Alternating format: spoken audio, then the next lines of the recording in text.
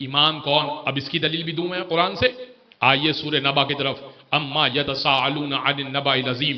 یہ آیتیں بڑی آپ نے سنی ہوئی ہیں جب اما پارا پڑھتے ہیں. پڑھیے اس کو، سوچیے اس کو. اذان گرامی قرآن تدبر اور تفکر کے لیے ہے.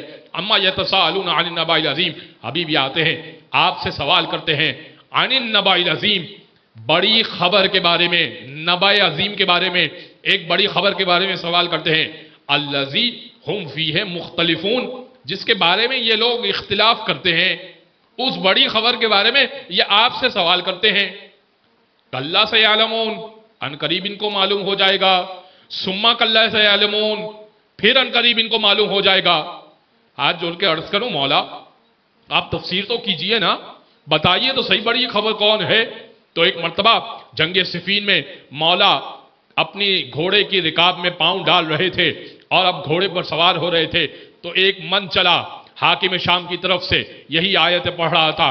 اما یتساءلون عن النبأ العظیم الذی ہم فیہ مختلفون. امام نے روک کر کہا کیا پڑھ رہا ہے؟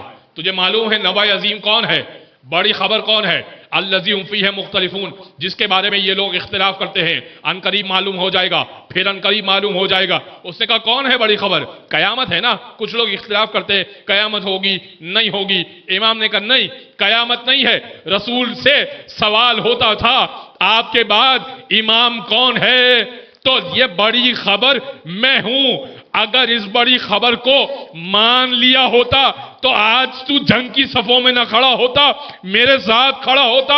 یہ جو 2 مرتبہ اللہ نے کہا نا کلا سیعلمون ثم کلا سیعلمون، ان قریب ان کو معلوم ہو جائے گا، ان قریب ان کو معلوم ہو جائے گا.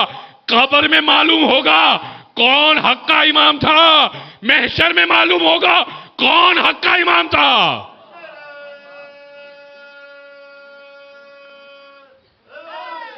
یا اللہ